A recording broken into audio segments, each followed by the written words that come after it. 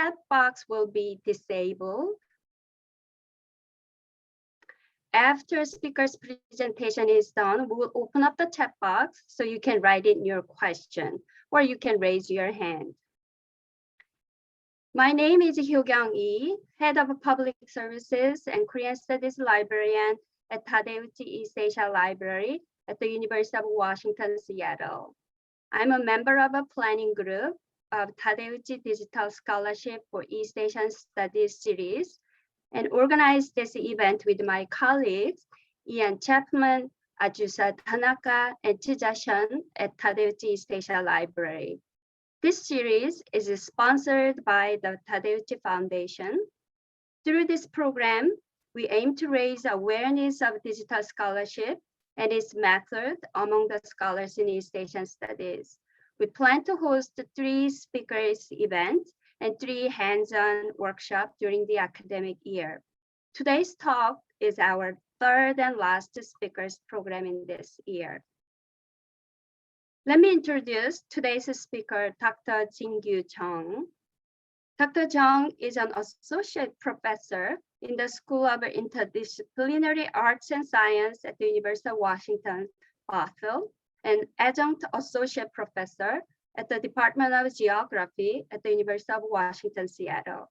He received a PhD in geography and a MUP in urban planning from State University of New York at Buffalo, and a BA in urban engineering in Busan National University in South Korea. He's an urban geographer and planner whose interdisciplinary research program contributes to critical, qualitative, and creative possibilities of GIS and geographic visualization in understanding socio-spatial processes and politics of urban space in an engaged way. Today, Dr. Jin-Gyu Chung will discuss his own and his students' work with creative geovisualization, which is different from traditional science-based approaches to GIS and mapping by adopting artistic and humanistic approaches to accentuate perceptual and creative representation. We are very pleased to have Dr. Jin-Gyu Chung to speak for us. Please join me in welcoming Dr. Jin-Gyu Chung.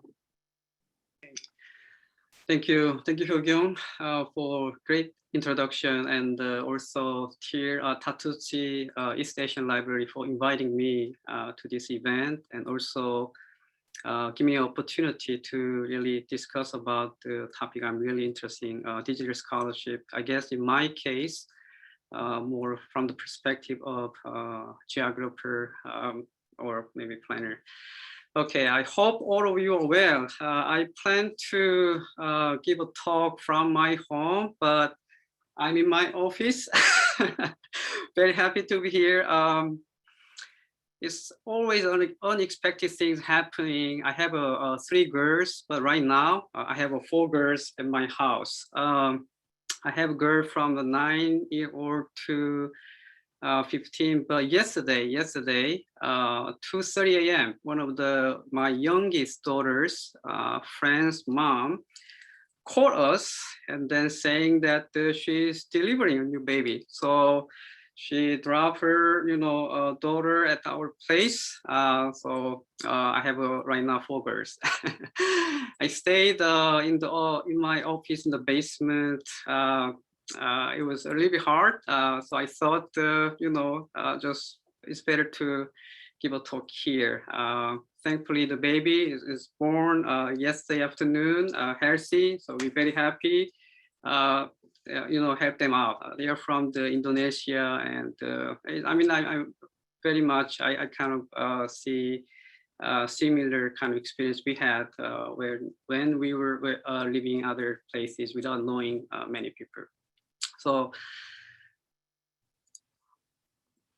let me begin my presentation. So the main thing is I guess 4 things, as you can see here. I will first discuss how creative and critical engagement with mapping, GIS, and geovisualization is situated. the kind of convergence of geography, arts, and digital humanity.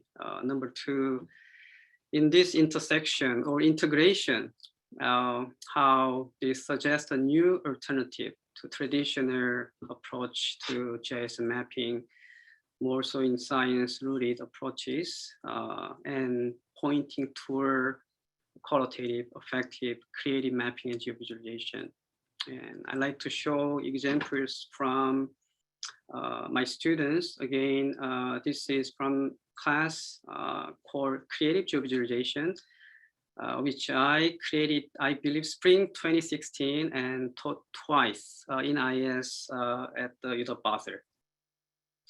And the last point is that I have to be honest that this is kind of the new thinking. By preparing this talk, I hope that I also present some evidences of how transnational perspectives can deeply inform and also imagine and reimagine creativity in and of GIS. So I'm looking at you here, some script, but also I opened the presentation slide in another slide, another screen. So please understand if I kind of see between two screens, okay? I loosely organized this talk, start to share some of my encountering experience with people and places in Buffalo, New York, which I consider as my hometown city in the US. There are a few moments that I know that I won't forget because it completely changed my perspective of mapping and GIS, and then also urban geography and planning. I mean, there are, so I really want to share that. After that, I want to talk about, yes, certainly creative geovisualization, how we conceptualize it, and then how we teach creative geovisualization pedagogy, and then again discussing some transnational perspective. Okay.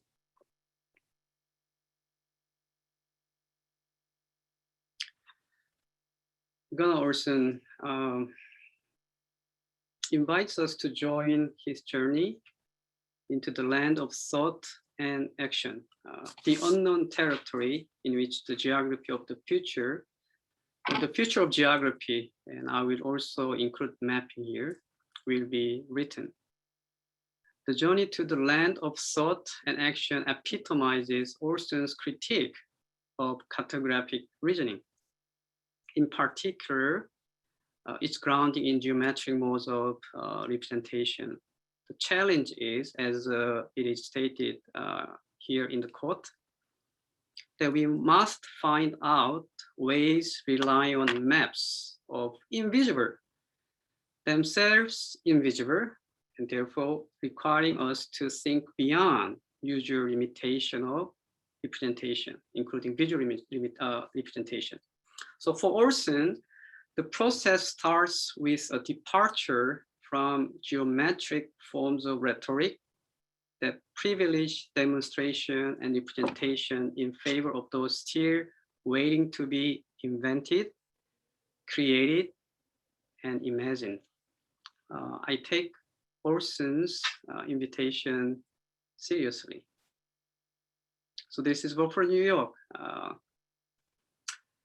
I don't know why, but maybe it's the first city I lived in the US. I'm now living in Seattle more than 10 years, but still I feel, Buffalo like my really hometown. I love everything about Buffalo. Some of my friends kind of call me crazy about Buffalo. I love Buffalo Bills. I love chicken wings. I hate people call chicken wings, buffalo wing chicken wings, and also eating wings without bone. Here, again, as I mentioned previously, there are some experience that still in my mind, and it's a 2001, and then some are 2002 or so. So you're looking at the map showing accessibility to big grocery stores. So the top peak and then no peak areas without any peak. I mean, basically showing that the location of supermarket and big grocery stores. Buffalo East Side. Buffalo is considered as one of the most segregated city in the U.S. I believe it's a fifth when I checked last time. So Buffalo East Side, black neighborhood. As you can see, no grocery store, no big grocery stores. If I plot other data like median income, very similar, but crime will be completely opposite. So I went there as a start graduate study as a graduate student. I often hear that even orientation for the international students that don't even consider going there, particularly Buffalo East Side, because I mean people are saying shooting capital of the city. But I ended up studying and working with various communities in inner city neighborhood, including Buffalo East Side, Maston District, including Lower West Side, poor but very vibrant Hispanic diverse communities. And I saw a lot that I really couldn't or didn't see in maps. I work as a research assistant in the regional institute as GIS kind of expert, create a lot of maps and join various community-based planning processes, including mass and district neighborhood plan. So this encounter with this 80-year-old boy, this is the time that I just finished it, crime hotspot analysis. And then I was actually having that document and report ready and heading to the planning meeting, which is in the Maston District area, again, in Buffalo East Side. But I saw this boy and I remember the street intersection that he was standing just on top of that my crime hotspot. So I recognized that. So I had to stop. And then walk to him and ask him. I didn't tell that you are in the hotspot right now, but I just said that why don't you play other places? I think I might just say playground or other areas to hang out. But he just looked at me and kind of almost like laughed. And then he said that this is the safest place in the hood, in my neighborhood. And I couldn't respond to him. And because I also couldn't say that he's wrong. Okay. And other things, as you can see in the Buffalo West Side, Lower West Side, kids playing basketball, making their own basket. And then Buffalo East Side community, wow, oh my God, they are really, really serious. They're participating at the community meeting every other week. I never really imagined that there will be local residents who really care, love, and try to do anything possible to improve their neighborhood. And then I didn't really get those things from what I have seen from the other forms of information.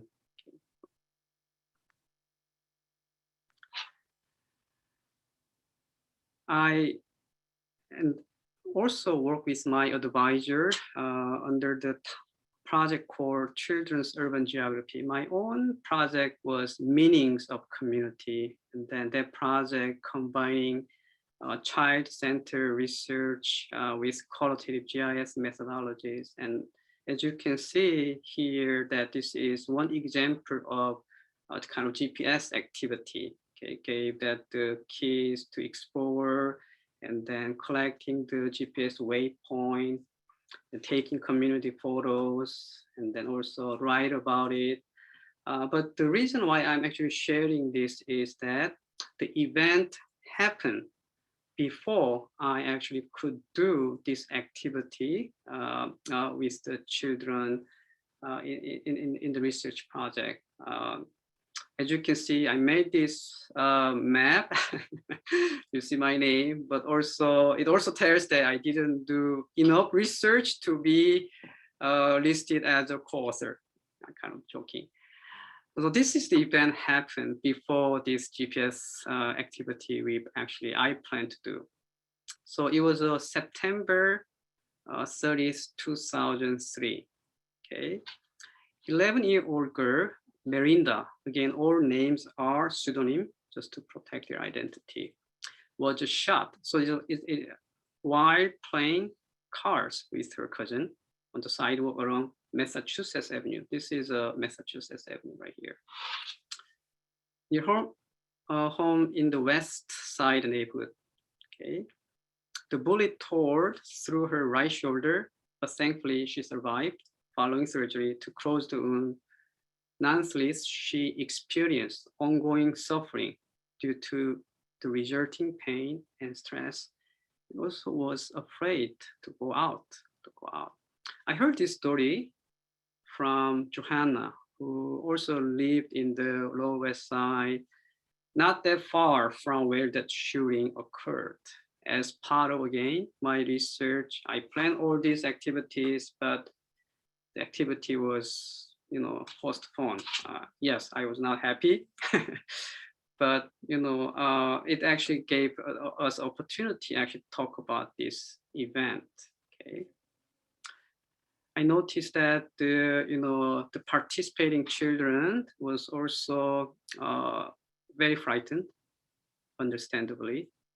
Didn't want to go outside of the club, what we call club, is Boys and Girls Club, providing after school program. So we stayed in the club and came up with improvised project. Printed the Google Map.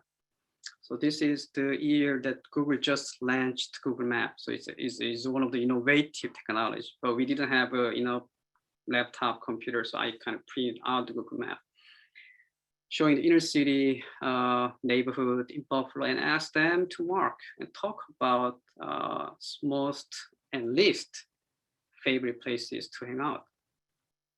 Mimi said that she rarely went out to play around her home neighborhood because she had often heard scary stories of crime and dangerous people. Also, she said that she had even heard the shooting while she was lying on her bed. Her favorite place certainly was the school, club. I guess there's two. Jay was marking places on the map and showed me areas he thought were not at all safe to walk around.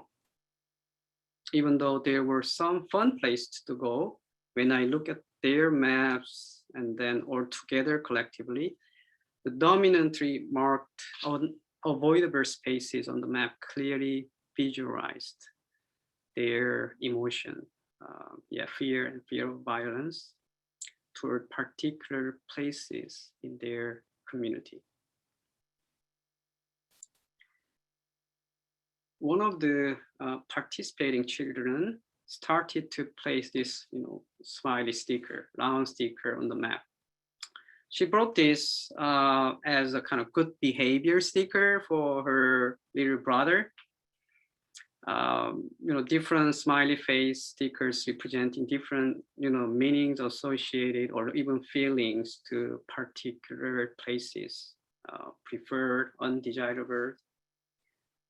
They created their own map symbols, here sticker, for representing their emotions and effects toward particular places in the city. So she shared her sticker, and then everybody did what I call smiley kind of face sticker mapping activities. Now I'm realizing that, yes, I had to work with super creative mappers and geographers. This integration of unprecedented forms of data, in this case, representation of children's emotion and effects in space, create a new form of urban geographic visualization. I even call it affective geovisualization. One related, but not limited by other innovative and traditional approaches to data and visualization. Another things that now I'm actually thinking related to the urban geography and planning, emotion is not separated from reality. And it's actually very much influenced by socioeconomic, environmental, political, those aspects of everyday life. Two of my kids go to the elementary school. So I'm super excited that this week they just started in-person meeting Monday. So I had to make sure that I did do the daily health screening before 7 a.m. each day. But before COVID, I bet the first thing they need to do when they got to school is that placing the sticker or post-it to this mood meter. This is increasingly being heavily adopted in K-12 schools in the US as well as in Canada. So the photo took it from the school. As you can see, energy level, feelings, present, unpleasant, mood meter is projecting students' emotion in class throughout the day, so they can actually move and then switch to other quadrant and then place their emotional mark. And I think this is also another good example of effective geovisualization. However, providing probably a little limited and matrixized way of representing school-age children's emotion. So rather than like, this is limited space. And thinking that maybe we embrace more critical interpretation of the relationship between children, space, emotion, and draw more qualitative, effective maps in respect to their embodied and experienced knowledge. So I got thinking mood meter, how about mood map, okay? So these are my earlier encounters with children and adults in Buffalo and also here in theater really made me rethink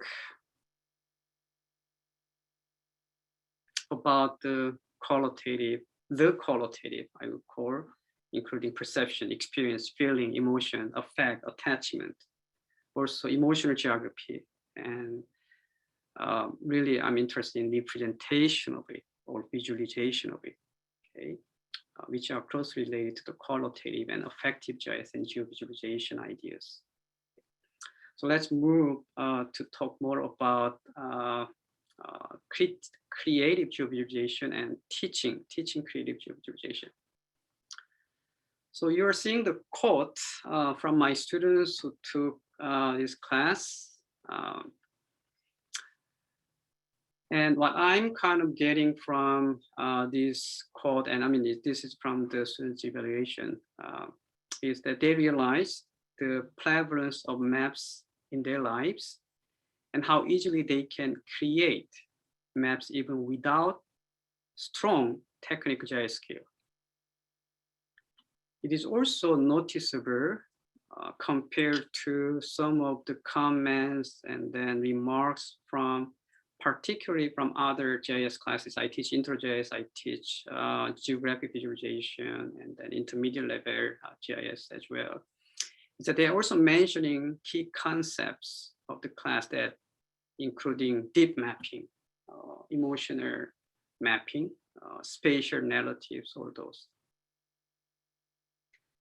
The students who wrote the second quote, I was so curious that who she might be. I could, it's an anonymous one, but I was so curious. Look at that, sharing her personal experience of being quite emotional in the process of creating her map. And then I particularly guess that the kind of the emotional mapping she was actually referring, and then I'm pretty sure, again, this is my guess, what she was mentioning is Stuart Atkins tender map, okay, who that created, actually co-created this map, this visualization with his research participant. In the book says Rex, okay, as part of his ethnography research. So Rex search, this actually visualization shows that the participant search for place for his fatherland, okay, and then how that is actually echoed and then how it is formed in the map. So his stories, dialogues, kind of partitions, and then also you see the arrow moving to different places, his connection with his sons. So by bringing attention to this kind of map, and in this case, tandem map, my students also seems to experience the affective capacity of maps, not only in terms of the meanings that we often ascribe to map, I would call it representation of emotion or effect, but also as they affect us, affective map.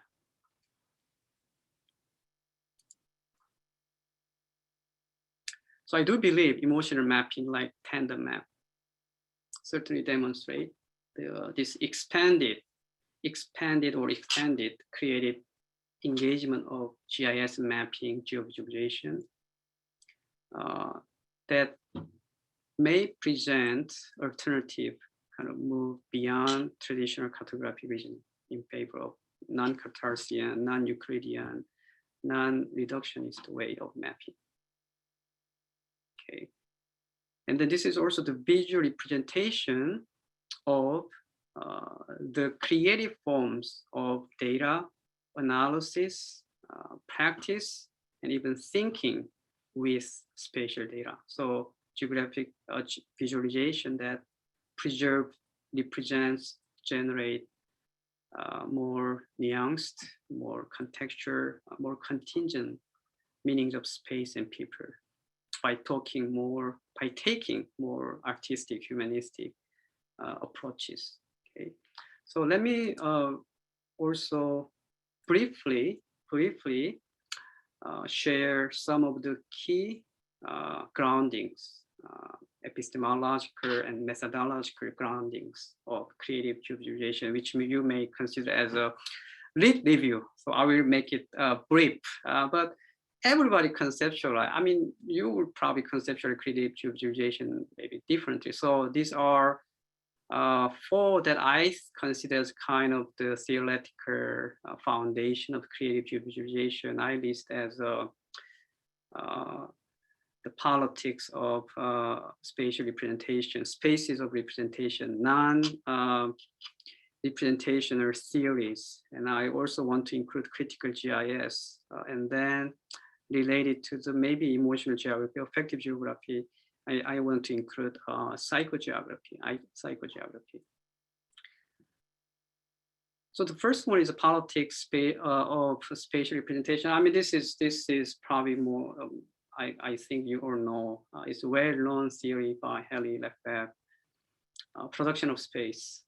I found it always going. You know, whenever I think about either qualitative or affective, creative, I always go back to here because certainly it's a question about representation and space.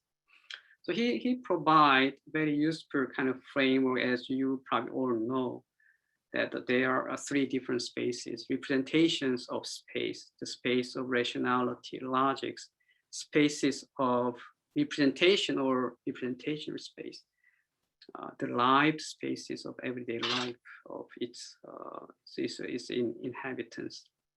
and then spatial practice, the practice of deciphering meanings of space, as well as the practice that are negotiated. I would consider as between two. Okay, so I found really helpful that the conceptualization of space, particularly as lived spaces of everyday life, really empower people who reside and live in those areas in their spaces, and also invoke a need to engage with the creative and imaginative potential of people and space. Next is a non-representational theory. Someone called it more than texture, more than human, more multi-sensual or multi-representational. I believe those are, these theories have kind of become an overarching kind of term, a diverse range of the creative geographic work. So in particular related to mapping and geovisualization, it shows how the historical division between empiricists and the critical approaches in mapping, we call critical cartographers, has shifted to post-representation perspective on mapping. Okay, and it provides a new perspective to maps and mapping, and also a new way to theorize or re-theorize maps and mapping. So those theories, I mean, I kind of categorize it as non-representational theories, can really point out and almost critique and criticize the limitations of representation. However, I also think such theories also note that we need not preclude our attention to representation. Yeah, we can critique its limitation. In fact, it's opposite, not a dismissal of representation, but instead attending to its emergence, becoming, process, performance. So actually allowing and also allow us to embrace multiple possibilities of representation. So related discussion is that the map become more ontogenic, more becoming than ontic, or just being, or processual, more expressive. Those are, I guess, is also we can relate to the non-representational theories. Yeah, critical GIS, geovisualization. I really want to situate creative geovisualization also in here larger context of critical GIS scholarship that has revolved around the epistemology, ontology, methodology of GIS, and its social and societal impact and implication. I believe it's already since early 90s, so it's been 2 decades. Okay. It teaches us that how mapping has long been critical to understanding the spatial dimension of social relations and problems, but it also offers a unique opportunity of continuing critical reflexivity, deeply attuned to the broader social and political processes that structure areas of issues being studied. So from the critical GIS perspective, GIS is not or cannot be really separated from the social, political, economic, and cultural kind of dimension or conditions, what we often consider as a systematic structural issues with which it exists or is situated.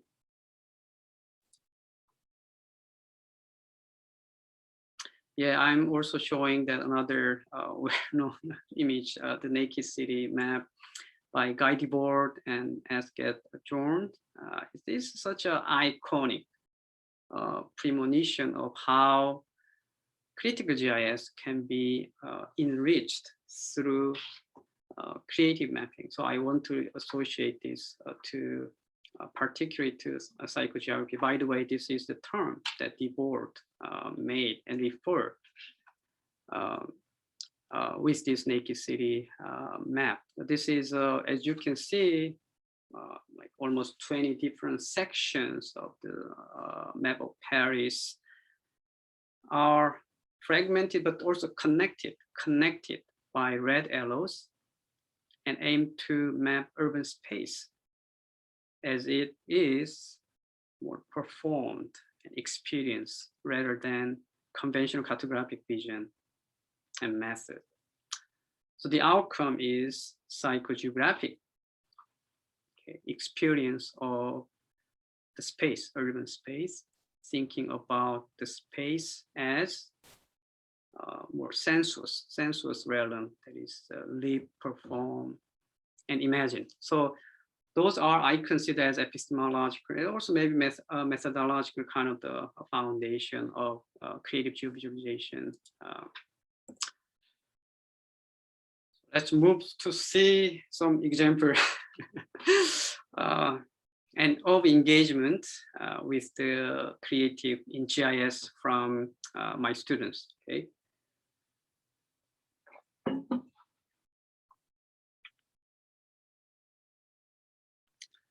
So as I mentioned, I added this class to the kind of sequence of the GIS class I'm teaching in the interdisciplinary arts and science author, which I also consider as a sequence of critical GIS. So it's a 200 level power map, and then traditional GIS, and then geographic visualization, community-based course, mapping communities, and then I'm adding this in that sequence.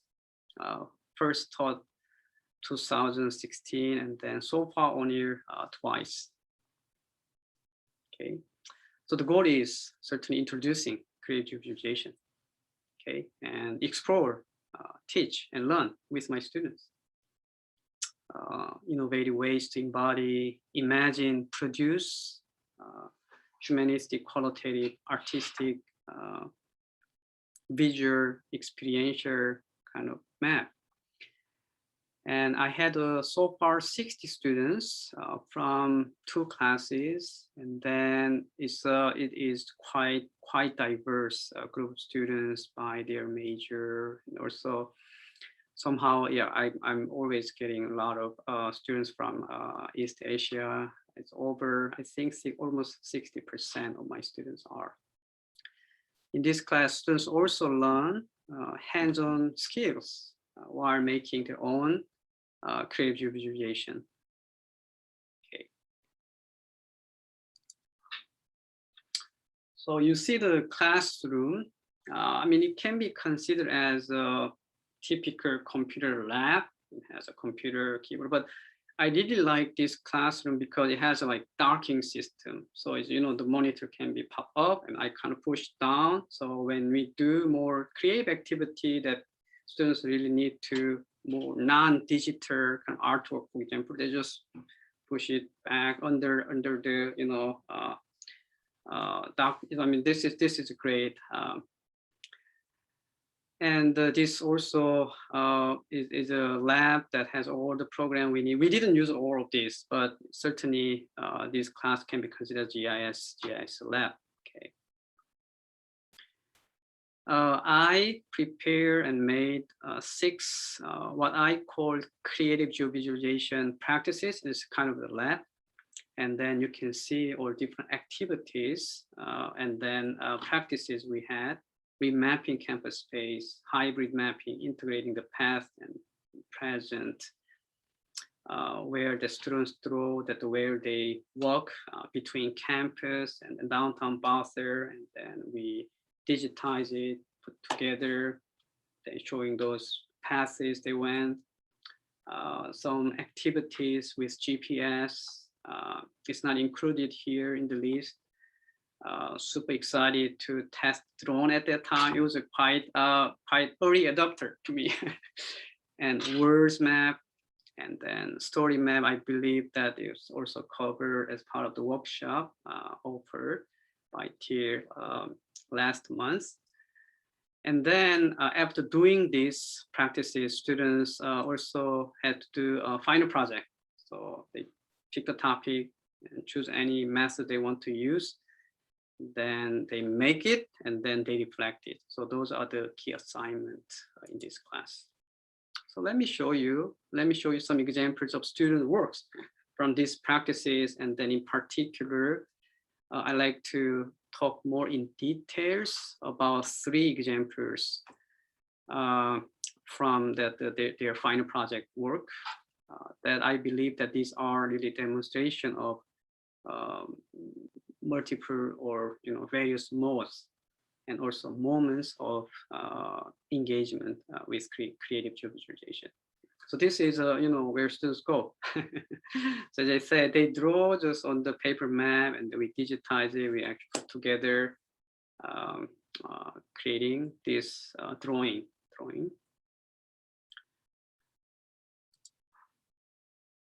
Yeah, I mean GPS drawing art. We use hand-held GPS. I mean, at that time it was an app, so really hand-held GPS unit.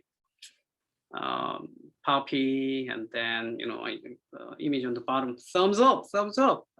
They said, oh, they're doing well in this assignment. Also very positive feelings toward this area. This is near the Boston campus.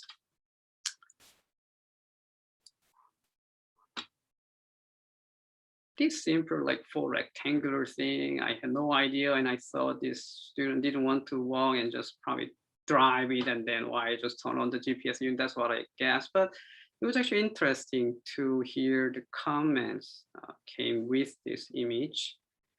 Was that this is a Chinese character, and in Korean we call it John, but he said Chinese character, it pronounces like Tian, meaning of field. So it's a symbol to show Asian people's culture and intelligence. I thought the interpretation is better than your actual work, but the points are well taken. Okay. Lantern map. The students wanted to create 10 lanterns representing the places she lived or traveled. So her original idea was maybe like one in the black one like this, or painted in black and then poke it as some way to show the outline of the map on the lantern, but she said she couldn't do. It was challenging. Then realized that creating art is painful. This is a quote from her. But she also shared that the project changed her idea about maps and then how she think maps. That she shared that maps are personal, emotional, and historical. Some drawn. It's not quite art yet, but I thought really interesting. And so it's art experiment.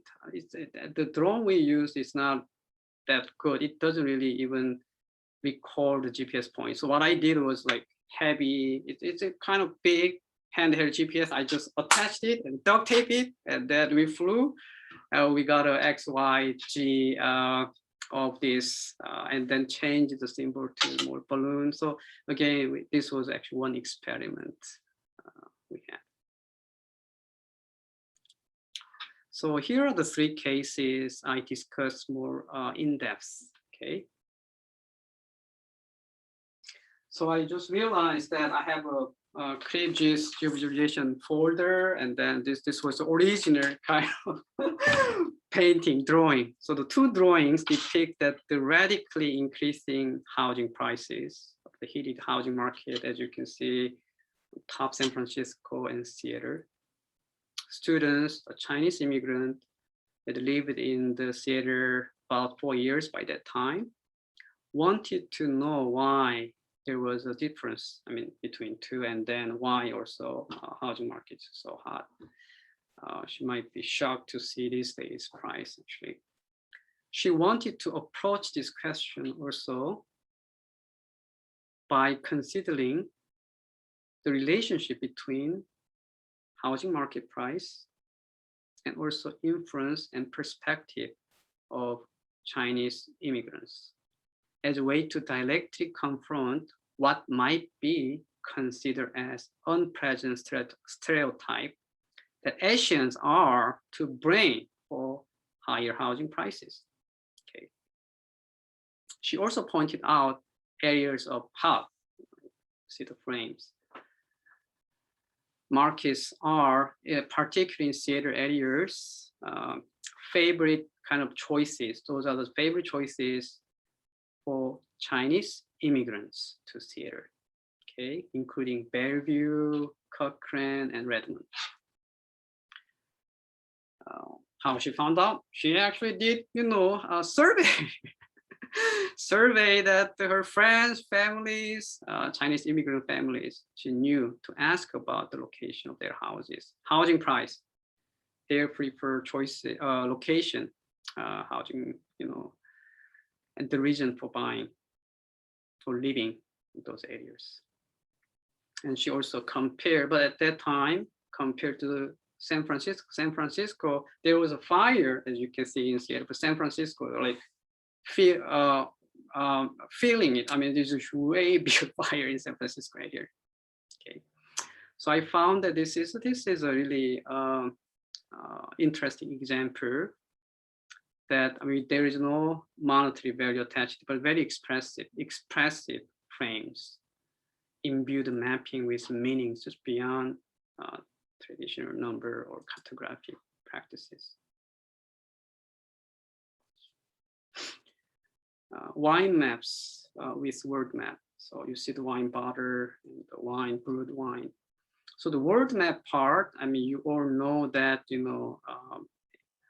frequently kind of mentioned word looks bigger. So I mean, part of the word map activity or word crowds, I found interesting approach for creative visualization. So not just for this final project, but as part of the one small class, kind of in-class activity, I asked each students to create it to as a visual kind of rendering of either ideas or thoughts about particular subject.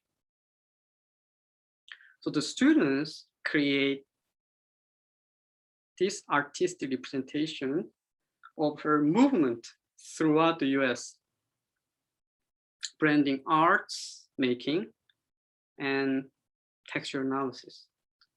The 6 bottles of wine represent the places she lived, and the words map, okay, here tells the characteristics of each place. Let me add a little bit more information. She is one of non-traditional mature students. She shared this with me that have want to restart or resetting her life with her 2 children. And then again, that actually also allow her to move different places in her adult life. So this is map. This is map, wine bottle, 3-dimensional map.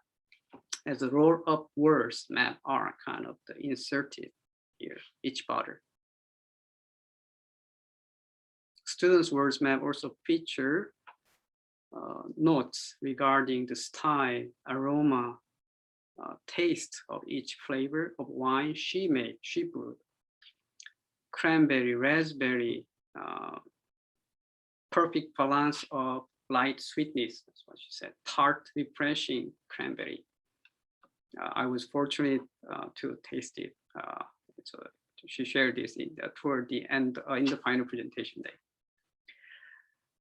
The use of her term sensory really stuck out in her class presentation. So this is direct quote, open quote. Picking the fruit, cleaning, and preparing the native produce created an intimate sensory connection with my environment, close quote. Also, the wine map shows places she longed to make her home. It also represents the spaces of her constant struggle to do that.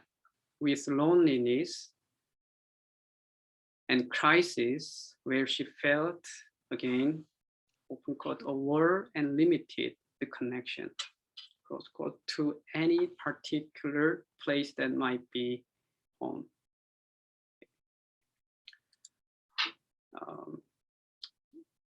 She was also very kind. Oh my God, she baked this map cake and then shared that with other students in class in the final presentation day.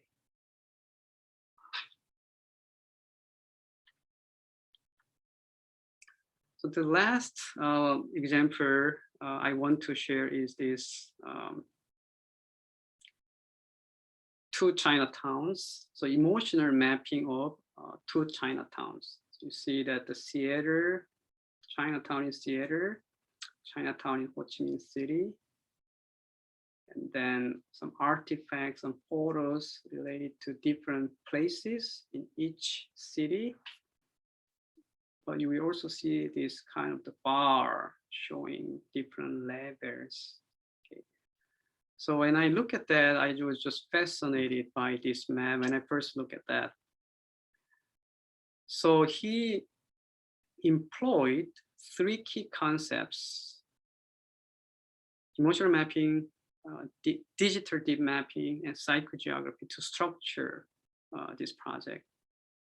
So he was particularly interested in integrating numerous different types and forms of data. You see quantitative, you see the travel time, distance, some demographics. So this is kind of the population. There is a qualitative data, emotion. So this is again emotion level, okay, highly attached, low. And I see the photos, photographic, picture of street, restaurant, stores. And there is also cartographic. And there is a location, shape, size of the city, map of the city and street. So he came up with these innovative techniques of also intentionally placing what he calls emotional bars on happiness level on the map as an expressive index of how much he liked each place.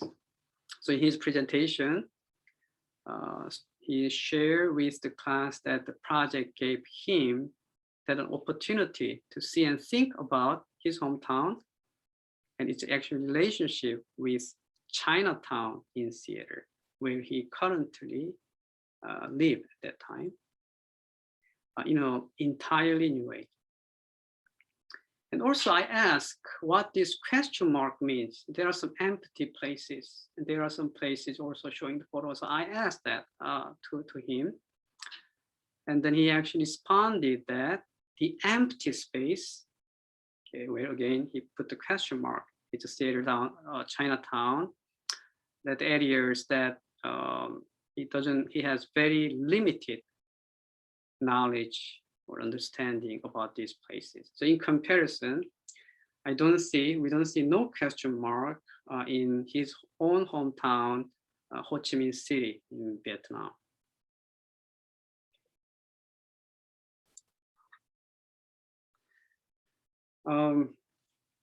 Again, at the beginning, this transnational perspective, I believe some of my students' examples also demonstrate, but again, it was a really good opportunity to think about planetary urbanism, transnational perspective. Is more than I thought in my interest in urban geography and planning part, but I really also can kind of see that how it can be actually linked to this discussion of the creative geovisualization. Know that much of the discussion, the globalization, world cities are kind of dominated by the first world perspective, and it's really, really important that we actually include in this transnational perspective beyond the some of the values or some of the theories created based on only Western countries. So the question I kind of will pursue and hope to answer is what ways this transnational perspective allow us to examine the ways in which that the understanding, meanings, feelings of places are uniquely embedded and represented in creative geovisualization. I also have to share this because I don't know Dr. Zhao are here today, but I found that in his talk, I found that this is actually an example. This is a really good response to this question by taking one transnational perspective more seriously and critically. Number two, come up with its own critical and creative map and representation of particular urban phenomena, in this case, urban issues, in this case, in China. So I too am very interested in further studying how these transnational perspectives. So for example, if our old way of thinking about the world perspective is world layer cake kind of the view, third kind of what country is supporting or first world. Now that any place, any city in the world are important, okay, may want to rethink about urban theory, from these all different perspectives. They are very much connected. So all together, bunch of this cupcake is cupcake cake, but each one is also cake. So I mean, I'm interested in again this transnational perspective, deeply inform how this deeply inform different modes of creative engagement with mapping, GIS, and geovisualization as well. So yeah, let me close. So in summary, what I want to really discuss and also show is that these various new forms of mapping and geovisualization not only describe or display or depict spaces, but also even to imagine and produce qualitative, humanistic, artistic, experiential visual representation. And I believe that it also has a, it has a potential in the just first introducing this, but also allowing our students and also us, digital scholars, to incorporate and reveal often intangible, non-representational kind of data, along with, again, this is the, I think it is important to always think critical part with creative part, so critical creative geovisualization. So along with social, cultural, and affective relations that may constitute the meanings of space, closer to how people see, experience, interpret, feel, imagine.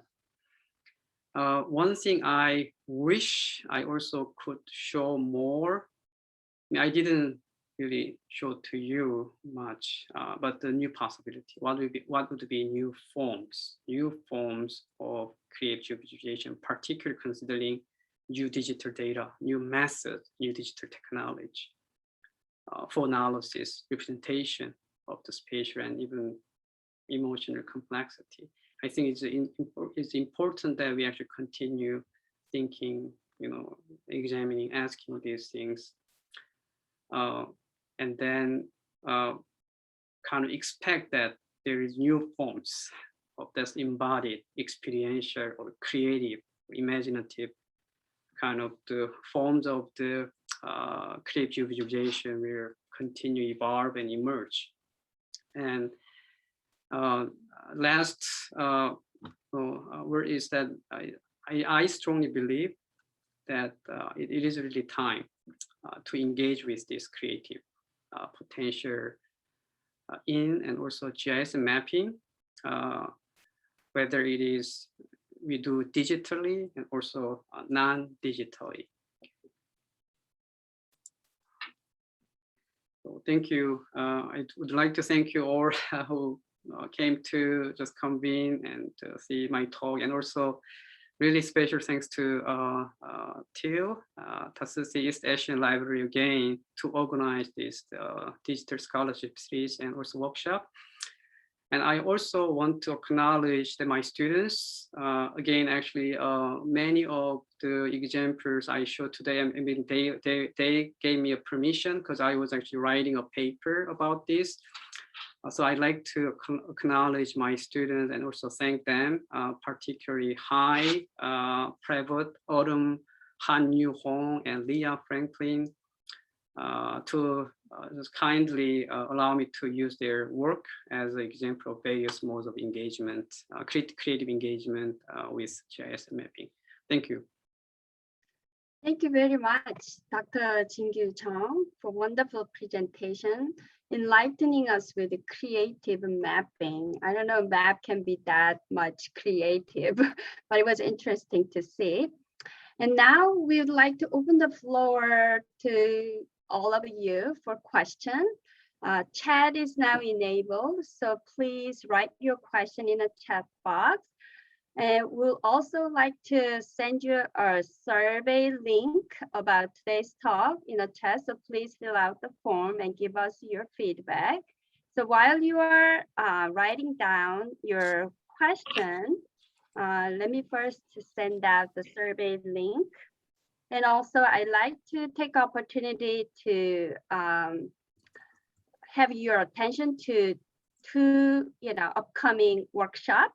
So Dr. Chung actually will give us hands-on workshop in next month, May 4th, Tuesday, May 4th at 4 p.m. It's going to be atlas.ti. I don't know whether that's the right way to call it, but atlas.ti, a tool. It is a tool for qualitative data analysis. So he will give us the hands-on workshop. So anybody who is interested in, and I just sent out in the chat box the registration page for that. There is that announcement, upcoming workshop. And another workshop is in a couple of weeks later in April. This is going to be a research data management planning workshop. So anybody who is interested in, please register that workshop. So I think I will ask my colleague Ian Chapman, to lead the Q&A session.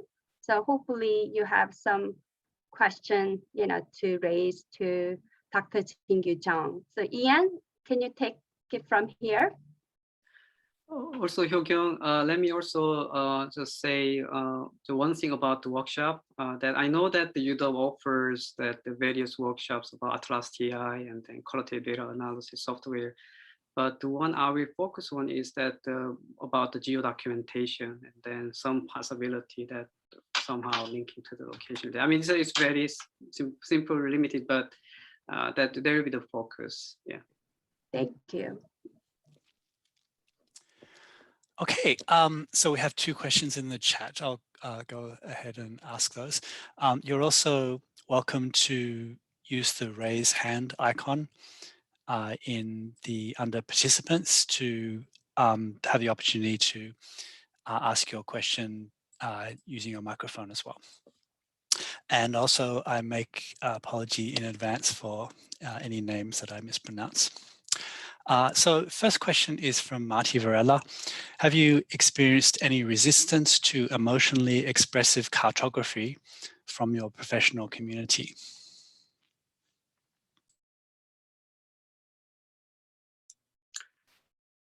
Yeah, yes, I do. And there are some informations. Sometimes, I mean, okay, I will just take the two examples. One is that I don't know if it can be considered as kind of the emotionally expressed, but in a way that even very much quantitative map can also affect people's feeling, right? That's also another way to think about this. Say, for example, presenting the outcome of the crime map to the community. Some community wants to, oh yeah, we know that what is problem. Let's actually respond it, make it safer. But some communities' response is that no, you shouldn't publish those information. We already have a lot of bad images.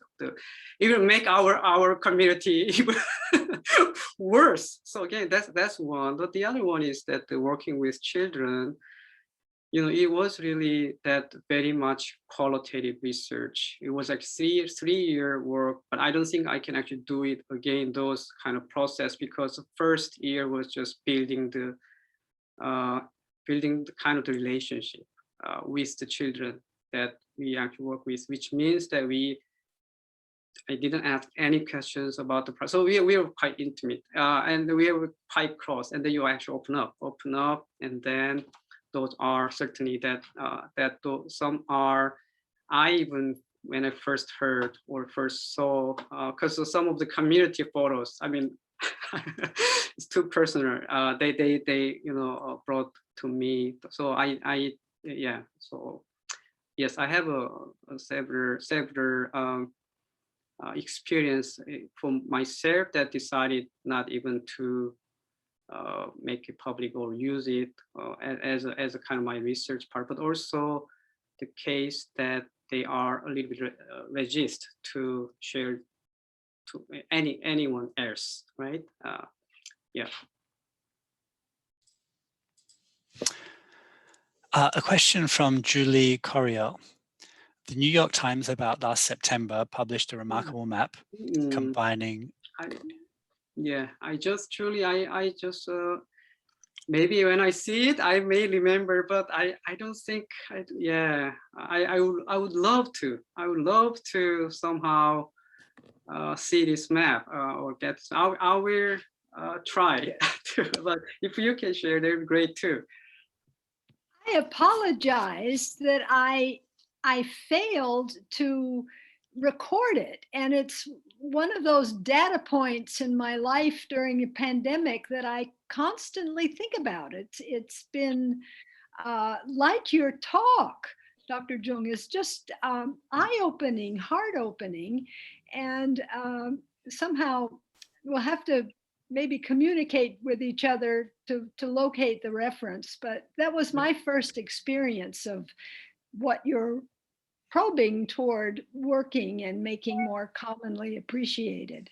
Very stimulating talk. Thank you. Thank you, Julie. Yeah, I will be part of that, task to find this map. Oh, Luke is actually sharing. Oh, thank you. Yeah, looks like. I don't think I can click, so maybe I can just copy and paste it. It may work. Oh, thank you, Dr. Bergman. Yes, I get the link. Yes.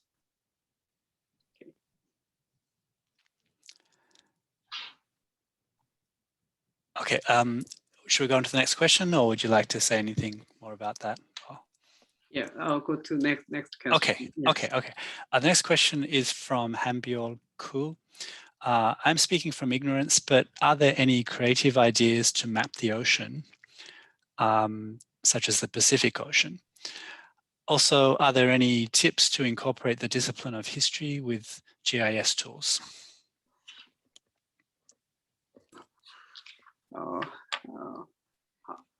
Can you?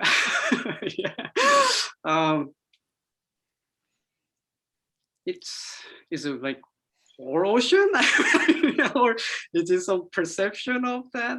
Pacific? Yeah, I mean, yeah. I saw the map like completely showing opposite of land and water body in the world, that in a way that make that the water body way more visible, like they stand out that where the land is kind of as kind of background part. But I'm really interested in hearing that kind of why you kind of interested in that perspective. Yeah. If I can get a little bit more information or about the question, this is actually very interesting. Hambyel's just added an extra comment. I was thinking of major port cities around the Pacific Ocean, such as Shanghai, Incheon, or Yokohama. In my hometown city, Busan, their motto of that city is that the capital of the kind of port cities in the world. So I think that somehow that the maybe either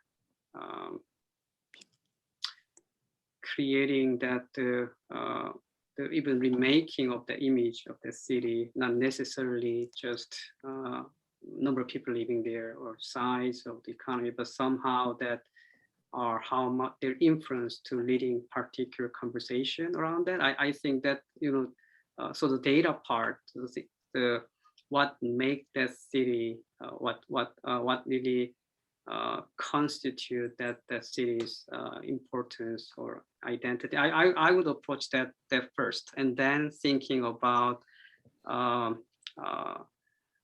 somehow making them more visible, right?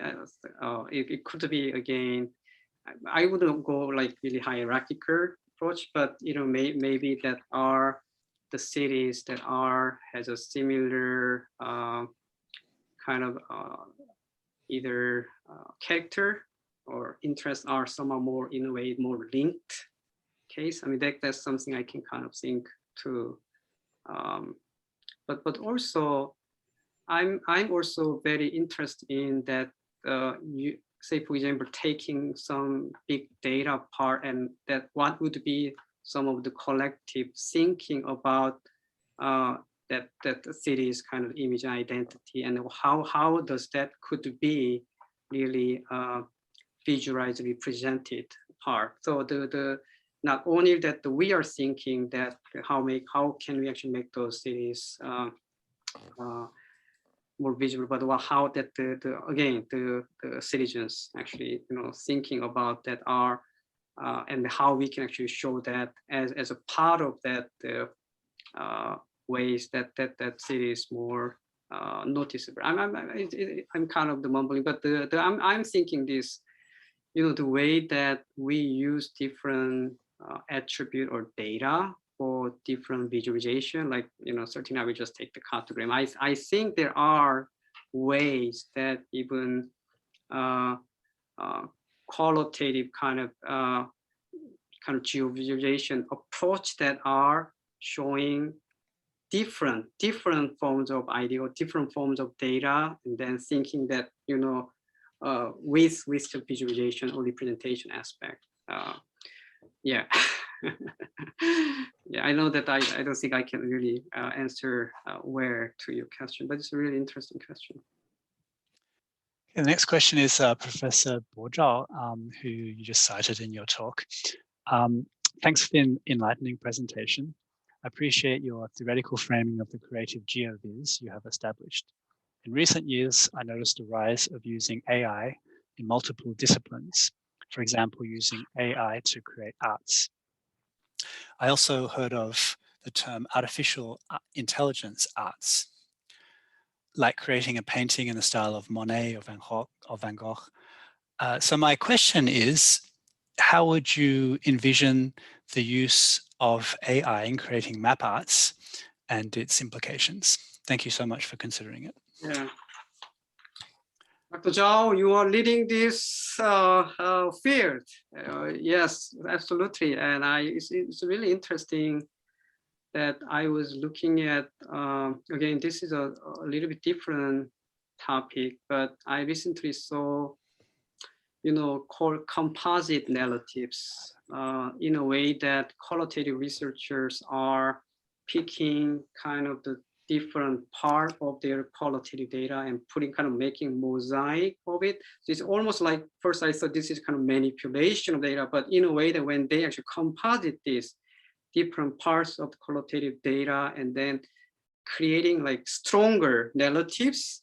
And then I think it might be actually a better way to actually show the outcomes of the qualitative analysis part. You know, I'm also thinking that the idea of the, say, for example, someone who are questioning about, there are a lot of GoFundMe site. I'm working with Nora Kenworthy in the School of Nursing and Health Studies that are, we don't want to really exactly show that real data, real face, real picture, but somehow that the making of, again, composite those different images and slightly modify it.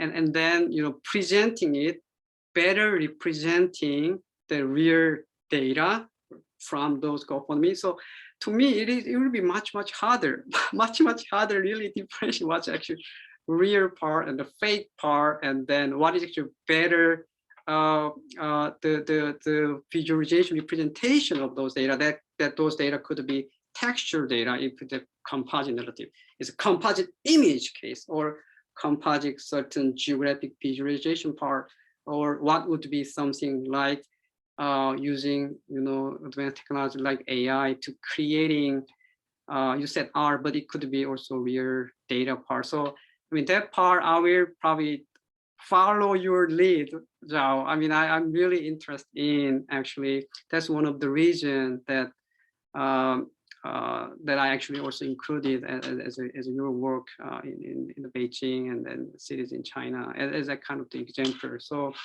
yeah, I'm not really, but I look forward to yeah, follow. Thank you. A question from Lu Yu Zeng. Thank you so much for sharing this. I wonder what is the next step of the work. Have you thought about collaborating with College of Built Environments on place-based projects? I am from the Landscape Architecture Department, and this really resonates with a lot of work that we've been doing for landscape design and community design. It's really interesting to learn about how people can incorporate cultural perspective through this mapping project and how this can guide urban design planning and the emotional qualities too. Yes, I'm very interested. Yeah, but it's actually interesting. Two projects I'm planning to do. One with that, again, under emotional geography colleagues in the Temple University and some other universities together, that they are looking at particularly on the use of the qualitative geovisualization application in the more of the green kind of green city and then green infrastructure part. That I think that are, again, these discussions could be just too abstract or conceptual, but I'm also actually interested in that the more of the practical aspects as well. And for that reason that I also working with, again, this is actually funded under Korea's kind of research foundation. This is Korea's kind of version of NSF, is that they're looking at the really community-based participatory planning process and use of this qualitative and creative geovisualization as a method. So we will see how it actually goes. But again, it sounds like that the project you're actually mentioning that are, yeah, there are some similarity. I'll be happy to share that what is that, how we actually approach those both projects. And then I would love to explore opportunity to work with that people and the research team in the School of Built Environment. Yes, for sure. Next question from Tianan. Thanks for your presentation. Your work mapping people's emotions is eye-opening. I've always been interested in the inverse, understanding the ways that maps make us feel emotion. For instance, I see very different reactions in audiences when I show them a satellite image of their community versus when I show them a drone photograph. In what ways does your research explore the ways that maps make us feel emotions, if at all? Thanks. Yeah, I mean, that's exactly part of the point. That I think that's excellent point, that the goal of that the emotional mapping is not map of emotion. but we have to understand how maps can also affect, change our emotion too. Those both are really, really important. And then in a way that I think all maps are, it's not just really hyphen presentation of any kind of data, but once we actually map, we are recreating new space and new data. So it can be emotion, it can be other types or forms of data as well. So I think that's excellent point that, that's exactly that, what the map is, that the children's emotion. I mean, the goal shouldn't be just, again, presenting that emotion or some visualization of that, but how that it actually affect them, and also what are the things, what are related things are related to that. That's exactly the critical part, that are social, political, cultural aspects. So it's emotion. People often think that it's separate from, say, for example, reason or rational thinking. But is it really true that some emotions like that? But some emotions are even the fear, right? The violence, that's actually a fact. And knowing that facts actually influence us, right? And then also when I'm sad, I mean, my wife looks like she's not that happy. So I also affect others' emotions. So again, there are many other things actually we actually consider that, and then the visualizing, representing that making the emotional map, those are the things that we all consider. Yeah, I think that's an excellent point, and that's kind of how I would approach in this affective geovisualization and emotional mapping.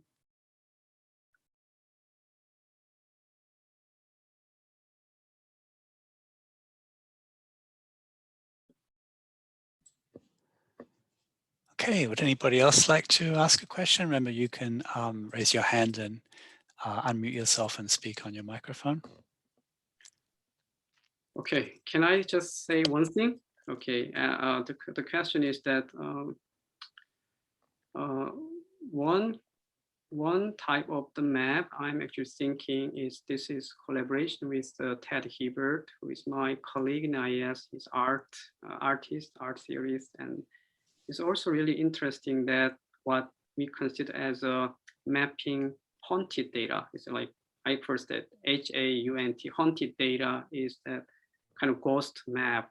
And then I first thought, oh, it's a fun project, but I think that there's also a lot of critical point related to this. So what we did is that is before COVID, that we went to the theater underground ghost tour thing, and then there is a tour that that electric kind of magnetic kind of spectrum. You actually measure that, and then there's high point. There will be more ghost presence. So it's a kind of interesting artwork that are creating those map of the haunted data.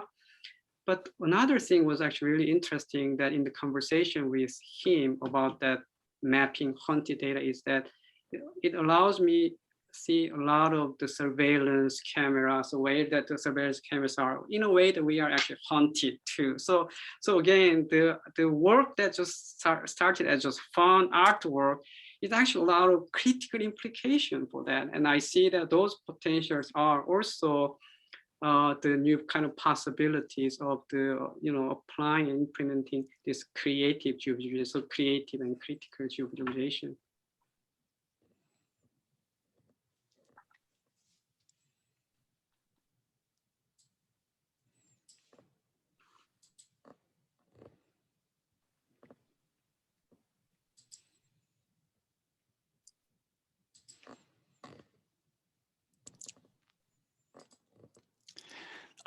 I'll ask a quick question if you don't mind. It seems that your work on, and other people's work on creative geovisualization in many important ways actually challenges the notion of many of the assumptions of conventional cartography and geographic visualization. Do you see a response to your challenges coming from that conventional, more scientifically oriented set of practices? How is creative geovisualization impacting conventional geovisualization? I think less. So less hostile. I think that we are, I mean, I wouldn't call it we, but people here that like Dr. Bergman Zhang, or, you know, even the geography fear that, you know, before even early 90s, there is like big divide between traditional GI scientists, mapper versus that critical theorist, and then there is always any fear that there is a divide between quant people, core people, and then certainly even we talk about this digital scholarship that in the humanity perspective and the social science perspective. I mean, I see that the discussion of the what I consider as critical mapping, cartography, and there has been those work, but I see much.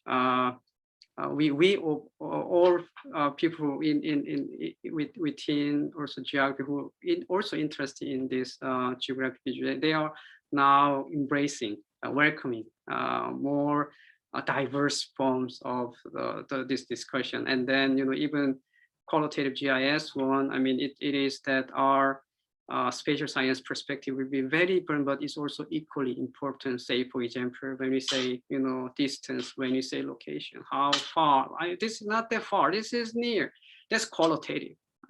Different kinds of qualitative, right? It's different than, you know, I have, you know, emotional, but so those are really important discussion, and particularly working with, not just discussing the concept, but also working with that, you know, the possibilities in showing it and visualizing it and using computer technology, and then, you know, in this interface, I think that is more collaboration is really needed, and understanding or those sides together will certainly help. Or in my case, I kind of joke to my colleague, again, Ted Hebert, who are artist, the best way to do creative visualization is working with artists. And you just do your work and you just collaborate. So again, there are a lot of possibilities. And in the geography field, that again, the fact that we have flagship journals, even, you know, GeoHumanities a couple of years ago, they actually, and then also I see that it's certainly kind of how you call it, not the catalyzing, but just kind of helping each other really. So yeah, which I'm excited. And I also see the fact that some of the funding kind of grant wouldn't probably even approve this type of work now, that kind of also, yeah, even I was actually surprised that it was actually funded in the National Science Foundation, and also here, and also in Korea as well. So that's actually another you know, positive progress in this conversation. Yeah. I have a question, Dr. Zhang. I know you collaborate with the artist, you know, kind of art aspects. What other discipline, you know, this creative geovisualization can collaborate more in the future? Yeah. So I'm in the interdisciplinary arts and sciences, and that actually also allows to do probably more collaborative work. Say, for example, with Dr. Lopez, who is environmental scientist, GIS person, interested in climate change, environmental change, and interested in hearing that more from the indigenous community in Ecuador. I mean, that's actually, we are working with that, how the climate science discuss the climate change, environmental change, but what are the ways we incorporate locals. And then working with Nora Kenorsi Health Studies, that we are seeing that even how much that health disparity is actually, you know, very much closely related to the social, what I consider as a spatial disparity. And then what are the ways that we can actually show not only those disparity in numbers and, you know, visualization or quantitative, but also qualitative visualization. And then certainly with Teddy Hebert in the arts, but I also see my own original kind of interest in planning. Yeah, I really hope that the planning field also incorporate more qualitative. The way I say this is also quite recent that we consider qualitative data and qualitative analysis as a legitimate planning kind of analysis method. I think it's just 20 years, less than 20 years or so. So somehow the incorporating that qualitative visualization aspect will be wonderful. But as a side note, Hyo-kyung, that a lot of, so to speak, big data analysis and data visualization. So for example, word cloud, I mean, they're using it as a method, but I don't identify it. I mean, you see it, or those are qualitative, but they start already using it. But again, I hope that is also be more used in the decision policy making and planning those processes. I hope that also my future kind of the trajectory and interest as well. Thank you. Yeah, I think it's a time's almost up, 5:32. So maybe we can close today's talk. And I'd like to give one more thank to Dr. Jung for today's wonderful presentation. Yeah, And thank you all so those much. great Thank you so answers. much. Yeah. Also, feel free to reach out, send me email. I mean, I would love to continue having this conversation. Thank you so much again. Thank you everyone for joining us today. Bye.